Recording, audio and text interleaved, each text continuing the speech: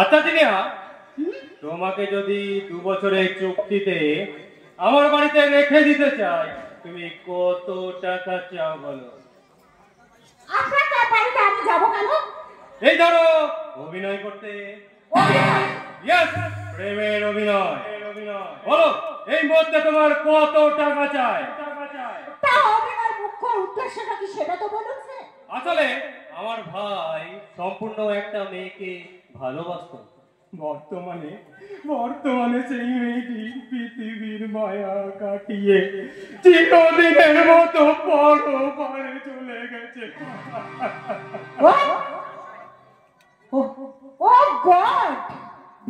শুধু তাই, ওই মেয়েটির চোখে আদরের ভাইটি আমার উদ্মাতের মতো কোলাপ বকছে।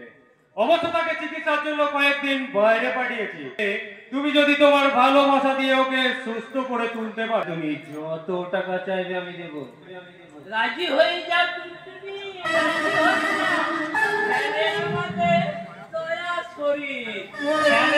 জয় করতে পারে ইয়ে মানে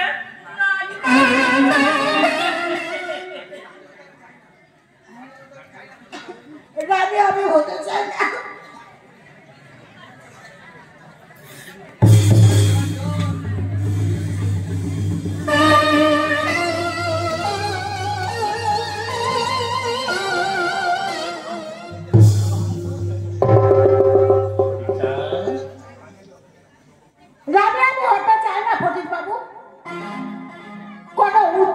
স্বপ্নকে আমার মতো কীর্তি করার সৌভাগ পাই না। ভাবছি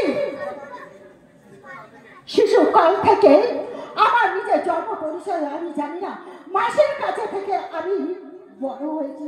কত বাবুদের চোখের কামনার আগুন জ্বালিয়েছি, কিন্তু জীবনে একটাও আমি কাউরে কোনো ভালো কাজ করতে পারি।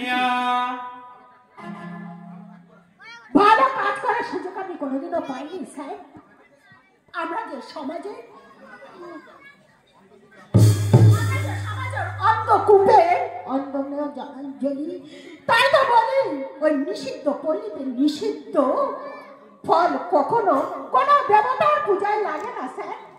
পুজোয় যাতে লাগতে পারো, হ্যাঁ ব্যবস্থায় তো স্যার করি।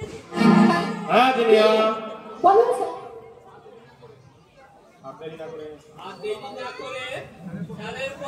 রাজি হয়ে যাও।